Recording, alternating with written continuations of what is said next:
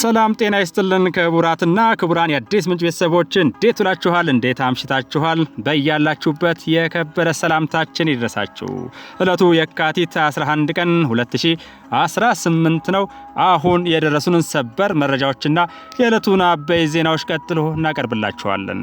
ከመረጃዎቹ ጋር አብሬያችሁ ቆይታ የማደርገው የናንተው ውብሸት ታዬ ነኝ። በእናንተ በኩል ላይክና ሼር ያደረጋችሁ መረጃዎቻችን ለብዙዎች እንዲደርሱ እንድታደርጉ በታላቅ አክብሮትና ፍቅር እንጠይቃለን። ወደ መጀመሪያው ሰበር መረጃ ስንሸጋገር መንግስትና ህዝብ በተደጋጋሚ ያቀረበውን የሰላም ጥሪ አሻፈረኝ ባሉት የጽንፈኛ ቡድን አባላት ላይ ጠንካራ እርምጃ እየተወሰደ የሰላሙን መንገድ ለመረጡትም ሞቅ ያለ አቀባበል መደረጉን ቀጥሏል። ይህ አቅጣጫም በተቀናጀ ኦፕሬሽን የጽንፈኛው ቡድን አመራርና አባላት በሰላማዊ መንገድ እጅ እንዲሰጡ ማድረጉን የመጀመሪያው ሰበር መረጃችን ያመለክታል። በደራ፣ በወግዲ፣ በሸበል በረንታ፣ በአባይ ዳር መገናኛዎች ዙሪያ በተካሄዱ የተቀናጁ ኦፕሬሽኖች ተበታትኖ የነበረው ራሱን በተለያዩ ስያሜዎች የሚጠራው የታጣቂ ቡድኑ አመራርና አባላት በሰላም እጃቸውን ሰጥተዋል።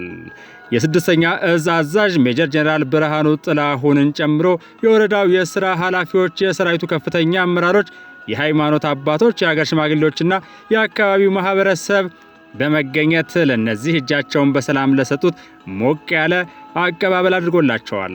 ሜጀር ጀነራል ብርሃኑ ጥላሁን ምንጊዜም ቢሆን ኢትዮጵያዊነትን በማስቀደምና በምክክር እንዲሁም በውይይት የትኛውንም ችግር መፍታት እንደሚቻል በማመን መሳሳታችሁን ተረድታችሁ የሰላም ጥሪውን ተቀብላችሁ በመምጣታችሁ ምስጋና ይገባችኋል ብለዋል። ዋና አዛዡ ፍላጎትን በኃይል ለማሳካት መሞከር ትርፉ ኪሳራ ብቻ ሲሆን የኋላ ቀር አስተሳሰብ ያላቸው ቆሞ ቀሮች የሚከተሉት የጥፋት መንገድ እንደሆነ አስረድተዋል። ኢትዮጵያ በአሁኑ ሰዓት ታላላቅ የልማት ስራዎችንና ሌሎች ሀገራዊ ጉዳዮችን ለማሳካት ደፋ ቀና እያለች በምትገኝበት ወቅት እንቅፋት መፍጠር የታሪክ ተወቃሽ ያደርጋል ያሉት ሜጀር ጀነራል ብርሃኑ ጥላሁን አሁንም ቀሪ በጫካ የሚገኙ ታጣቂ ቡድኖች ያለምንም ማመንታት ፈጥነው የሰላም ጥሪውን ተቀብለው መግባት እንዳለባቸው ጥሪ አቅርበዋል። የደራ ወረዳ ዋና አስተዳዳሪ አቶ መስፍን ታዬ በበኩላቸው የወረዳችን ሰላም በጽንፈኛና አሸባሪ ኃይሎች ላለፉት ዓመታት ይህ ነው በማይባል ምክንያት በተለይ ለብዙ ዓመታት ተዋዶ በጋራ አብሮ የኖረውን ህዝብ ለመከፋፈልና የራሳቸውን ድብቅ የውጭ ጠላቶች አጀንዳ ለማስፈጸም እንደ ጥሩ አጋጣሚ በመጠቀም በወረዳችን ላይ ብዙ በደል እየፈጸሙ እንደመጡ አስታውሰው በሰላም ወዳዱ ህዝባችንና በጀግናው የመከላከያ ሰራዊት ኃይላችን ብርቱ ክንድ ውጥናቸው ሊመክን ችሏል ብለዋል።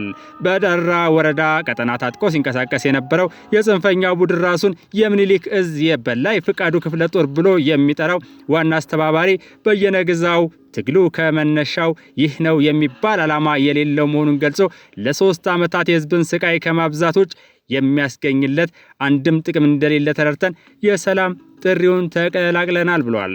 ጽንፈኛ ቡድኑ አሁን ላይ በህዝብ ላይ የደረሰው እንግልትና ስቃይ አልበቃ ብሎት ይባስ ትግሉ ቀስ በቀስ ተጠልፎ ከኢትዮጵያ ጠላቶች ጋር ግንባር ፈጥሮ መስራቱን ስናውቅ ከባዳ ጋር በመሆን ህዝባችንን ከቶንም አንወጋም በማለት ከህዝባችን ጎን ለመሆን ተመልሰናል ብሏል።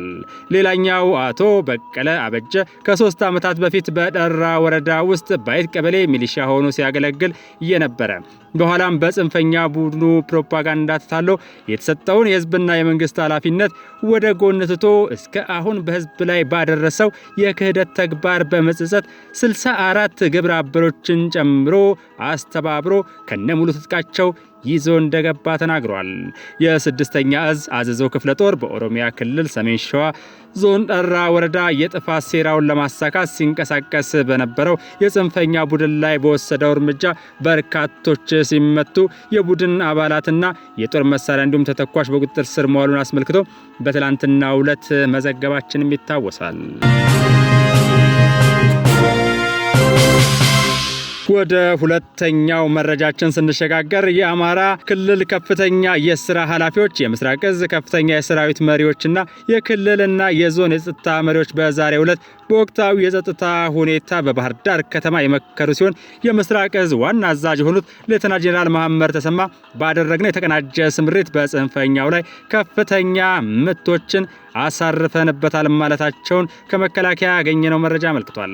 የምስራቅ እዝ ዋና አዛዥ ሌተና ጄኔራል መሐመድ ተሰማ ኢትዮጵያን ውጊያ ቢገጥሙ ማሸነፍ እንደማይችሉ የተረዱት ጠላቶቻችን ግንባር ፈጥረው የሀገር ውስጥ ባንዳዎችን ያኮረፉ ኃይሎችን በማሰልጠን በማደራጀትና የተለያዩ መደለያ ጥቅሞችን በመስጠት እርስ በርሳችን በማጋጨት ኢትዮጵያን ወደ ለየለት ትርምስ ለማስገባት የሚያደርጉት ጥረት ከቶውንም አይሳካላቸውም ብለዋል።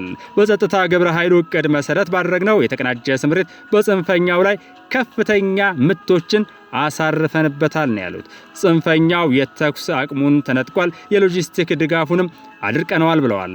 ቡድኑ ሴሎቹ እንደተያዙበትም ገልጸዋል። በየቀጣናው የሸመቁ የጠላት መሪዎች መምራት የማይችሉበት ደረጃ ላይ በመሆናቸው አባሉ እየተበተነ ራሱን ለማትረፍ እየጣረ ይገኛል ነው ያሉት። ለሰራዊቱ እጅ መስጠታቸውን መቀጠላቸውንም አስታውሰዋል። በቅርቡ የተሰሩት የህዝብ ግንኙነት ስራዎች የጠላትን ገመና ያጋለጡ፣ የጠላትን ትጥቅ ያስፈቱ፣ ጽንፈኛው እርስ በርሱ እንዳይተማመን ያስቻሉና ከህዝብ የነጠሉ ናቸው ያሉ ሲሆን የክልሉ ህዝብና የጸጥታ መዋቅር እያደረገ ያለው ተጋድሎ ደግሞ የሚደነቅ ነውም ሲሉ በአክብሮት ገልጸዋል። የክልሉ የጸጥታ ኃይል ብቻውንም ሆነ ከሀገር መከላከያ ሰራዊት ጋር ተጣምሮ ያደረጋቸው ስምሪቶች ውጤታማ መሆናቸውንም ተናግረዋል። ከዚህ የበለጠ አካባቢውን በንቃት መጠበቅ ሰራዊቱ ቀጣይ በሚሰማራባቸው የግዳጅ ቀጠናዎች ምቹ ሁኔታን በመፍጠር አስፈላጊውን ድጋፍ እንዲያደርግ አሳስበው በቀጣይ መፈጸም አለባቸው በተባሉ ጉዳዮች ላይ አቅጣጫ አስቀምጠዋል። ክቡራትና ክቡራን አሁን ደግሞ ከደሃና ወረዳ አስተዳደር ምክር ቤት የተሰጠ የሐዘን መግለጫ አለን። የደሃና ወረዳ ጤና ጥበቃ ጽሕፈት ቤት አምቡላንስ ሹፌር የነበሩት 50 አለቃ ምስጋናው ጸጋዬ ለስራ ጉዳይ ወደ አዚላ በማሽከርከር ላይ ያሉ በጽንፈኛው ዘራፊ ቡድን በተተኮሰባቸው ጥይት ህይወታቸው ማለፉን አመልክቷል። 50 አለቃ ምስጋናው ጸጋዬ በፊድሪ ሀገር መከላከያ ሰራዊት አባል በመሆን ለእናት ሀገራቸው በቅንነትና በታማኝነት ያገለገሉ እንዲሁም በቀጠናው ለሚገኙ ሀገራት በሰላም አስከባሪነት ጥሪ ሲደረግላቸው ያለምንም ማመንታት ለ3 ጊዜ በመውጣት የግዳጅ ተልኳቸውን በብቃትና በቁርጠኝነት የታገሉ የሀገር ባለውለታ የነበሩና የሰጣቸውን ተልኮ አጠናቀው በክብር ተሰናብተው የመጡ ሲሆን በደሃና ወረዳ ጤና ጥበቃ ጽሕፈት ቤት የአምቡላንስ ሹፌር በመሆን ተቀጥረው የእናቶችን ህይወት ለማዳን ደከመኝ ሰለቸኝ ሳይሉ በፍጹም ቅንነት ሲያገለግሉ የነበሩ እጅግ በስነ ምግባራቸው ሲበዛ ጨዋ፣ ትንሽ ትልቁን አክባሪ እንደነበሩ ገልጸዋል። በመሆኑም የካቲት 7 ቀን 2018 ከወረዳው ዋና ከተማ አምደ ወርቅ መነሻውን አድርጎ ለስራ ጉዳይ ወደ 020 ቀበሌ አዚላ በመጓዝ ላይ ያሉ ልዩ ቦታ ቅናባ ማርያም በተባለች ቦታ ከጽንፈኛውና ዘራፊው ቡድን በተተኮሰባቸው ጥይት ቆስለው በተፈራ ኃይሉ መታሰቢያ ሆስፒታል ሕክምና ቢደረግላቸውም የተሻለ ሕክምና ለማግኘት ወደ ሌላ ቦታ እየተንቀሳቀሱ ባለበት ሁኔታ የካቲት 10 ቀን ማለትም በትላንትናው ዕለት አመሻሽ ላይ ህይወታቸው አልፏል።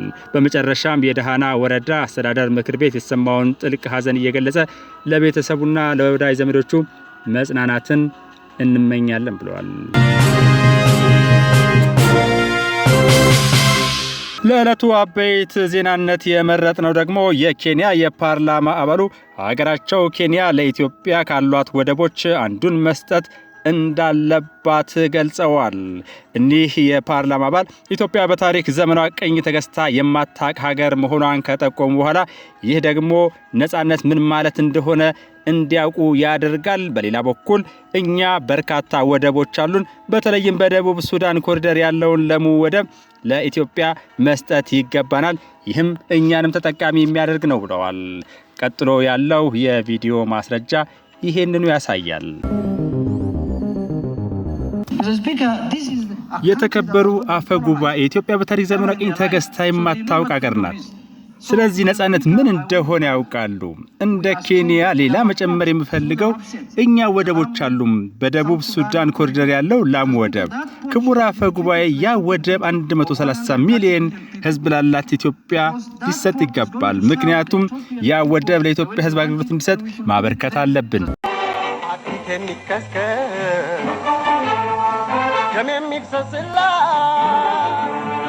ሀገሬን ጭራ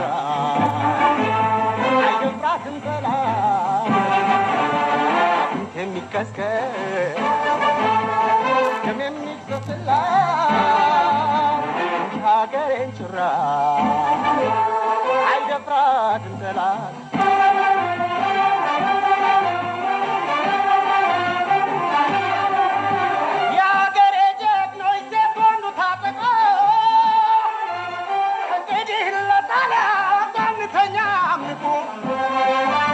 ጀግንነት እንደሆን የአባቶቻችን ነው ህብረታችን ጸንቷል ድል መምታት የኛ ነው